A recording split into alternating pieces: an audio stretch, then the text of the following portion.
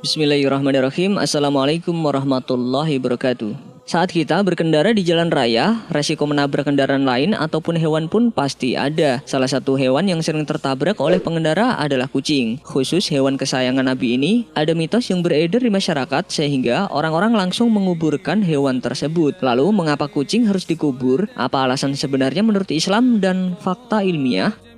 Sebelumnya, tekan tombol subscribe dan nyalakan loncengnya. Bagikan video ini ke teman dan keluarga kalian, karena sebaik-baik kalian adalah orang yang mempelajari Al-Quran, kemudian mengajarkannya kepada orang lain. Satu lagi, simak video ini sampai selesai, biar nggak salah paham. Sejak zaman dahulu, kita sering mendengar mitos tentang kucing yang beredar di masyarakat. Disebutkan bahwa siapa saja yang menabrak kucing meski tidak sengaja, maka ia akan tertimpa oleh kesialan. Ditambah lagi, orang yang menabrak akan mendapatkan kesialan, atau jika yang menabrak adalah seorang pria dan istrinya sedang hamil, maka akan berdampak buruk bagi calon anaknya. Hingga masa kini, mitos kuno tentang kesialan akibat menabrak kucing pun masih dipercaya oleh banyak orang. Banyak yang mempercayai hal tersebut tanpa mengetahui apa alasan atau fakta yang sebenarnya tentang menabrak kucing. Lantas, bagaimana Islam memandang mitos semacam ini?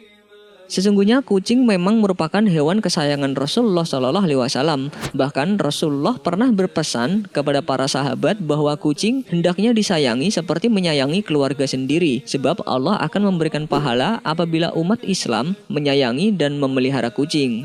Rasulullah SAW menceritakan tentang kisah wanita yang mendapat siksa neraka akibat kejahatannya terhadap kucing peliharaannya. Dalam hadis, Rasulullah SAW bersabda, ada seorang wanita yang diazab karena seekor kucing. Dia kurung seekor kucing sampai mati sehingga dia masuk neraka. Dia tidak memberinya makan, tidak pula minum, dan tidak dilepaskan sehingga bisa makan binatang melata tanah. Hadis riwayat Bukhari dan Muslim. Terlebih lagi, kucing bukanlah hewan yang dibolehkan untuk dibunuh jika mengganggu. Pasalnya, dalam Islam ada beberapa hewan yang boleh dibunuh jika hewan itu mengganggu atau mengancam keselamatan kita. Sebagaimana Rasulullah SAW bersabda dalam sebuah hadis berikut ini. 5 hewan yang semuanya jahat atau mengganggu boleh dibunuh walau di tanah suci. Burung gagak, burung hering, anjing yang suka melukai, kalajengking, dan tikus. Hadis riwayat Muslim.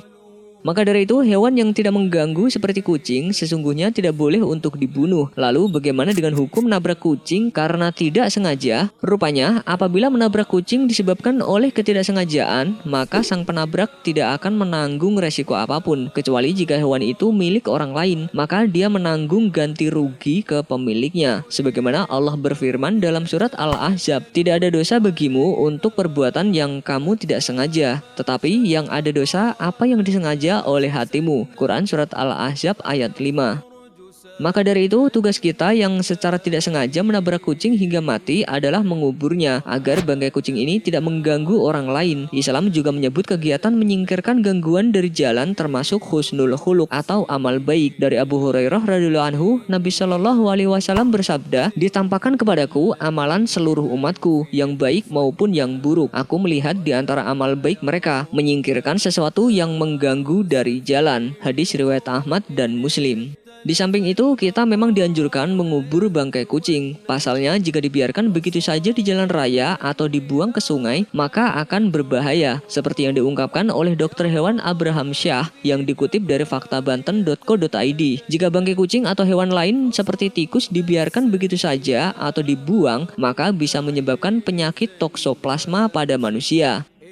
Menurut Abraham, toksoplasma menular pada sebagian besar mamalia termasuk manusia dan beberapa jenis burung. Kucing dan tikus menularkan tokso melalui kotorannya dan bangkai yang dibuang warga di jalan, sungai, atau parit. Karena itu sebaiknya hewan mati harus segera dikubur. Wallahu a'lam bishawab. Wassalamualaikum warahmatullahi wabarakatuh. Sebelum beranjak dari video ini, mungkin video sebelumnya juga menarik untuk dilihat nih. Ternyata tanda-tanda jodoh dari Allah dapat diketahui dan kita rasakan. Sebagai muslim tentu bukan hal yang asing lagi mendengar nama Nabi Adam alaihissalam. Dalam ajaran Islam disebutkan bahwa manusia pertama yang diciptakan dan diturunkan ke bumi adalah Nabi Adam alaihissalam. Sebelum diturunkan ke bumi, Nabi Adam alaihissalam sekian lama tinggal di surga. Meskipun bersama malaikat, Nabi Adam alaihissalam merasa kesepian. Dengan kehendak Allah Subhanahu wa taala, Nabi Adam alaihissalam mendapat seorang pendamping atau istri di dalam surga, yaitu Hawa. Dalam hal ini tentu jadi bukti bahwa Allah Subhanahu wa taala menciptakan manusia berpasang-pasangan. Nabi Adam yang lama terpisah dengan Hawa pun, jika sudah jodohnya mereka bisa bertemu kembali. Allah Subhanahu wa taala berfirman dalam Al-Qur'an, "Dan segala sesuatu kami ciptakan berpasang-pasangan agar kamu mengingat kebesaran Allah." Quran surat Az-Zariyat ayat 49.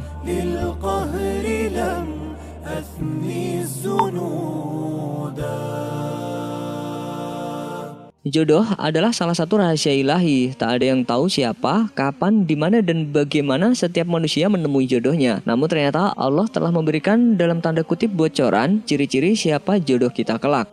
Yang pertama yaitu kita merasakan tentram, seperti yang tertera dalam Al-Quran. Dan diantara tanda-tanda kekuasaannya ialah Dia menciptakan untukmu istri-istri dari jenismu sendiri, supaya kamu cenderung dan merasa tentram kepadanya. Dan dijadikannya diantaramu rasa kasih dan sayang. Sesungguhnya pada yang demikian itu benar-benar terdapat tanda-tanda bagi kaum yang berfikir. Quran surat Ar-Rum ayat 21. Lalu ciri-ciri yang kedua adalah memahami kita, seperti yang disebutkan dalam Al-Quran. Dan orang-orang yang berkata, "Ya Tuhan kami, anugerahkanlah kepada kami istri-istri kami dan keturunan kami sebagai penyenang hati kami, dan jadikanlah kami imam bagi orang-orang yang bertakwa." Quran surat Al-Furqan ayat 74.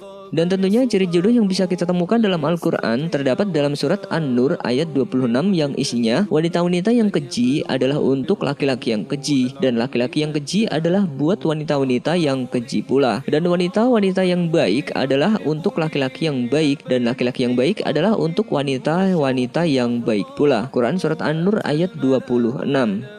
Sebuah bocoran ciri-ciri jodoh tersebut sudah jelas menjelaskan gambaran seperti apa pasangan kita kelak. Ketika penasaran akan sosok seseorang bernama jodoh, maka berdirilah di depan cermin dan lihatlah bagaimana kita menilai diri kita sendiri. Seperti itulah kiranya gambaran si jodoh kita kelak.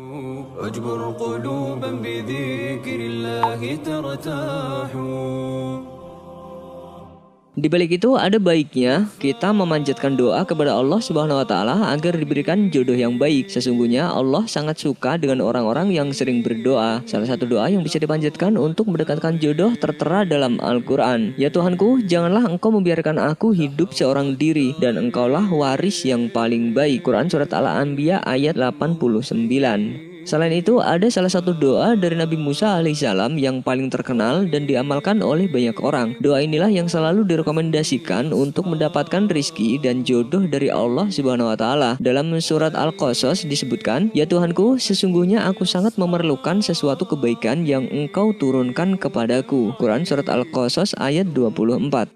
Bagi laki-laki yang sedang menanti datangnya jodoh, sangat dianjurkan untuk membaca doa yang berbunyi, "Ya Rob, berikanlah kepadaku istri yang terbaik dari sisimu, istri yang aku lamar dan nikahi, dan istri yang menjadi sahabatku dalam urusan agama, urusan dunia, dan akhirat." Begitupun sebaliknya, perempuan juga diharuskan berdoa dan berikhtiar untuk mendapatkan suami yang baik dengan berdoa, "Ya Rob, berikanlah kepadaku suami yang terbaik dari sisimu, suami yang juga menjadi sahabatku dalam urusan agama, urusan dunia, dan akhirat." Wallahu a'lam bishawab. Wassalamualaikum warahmatullahi wabarakatuh.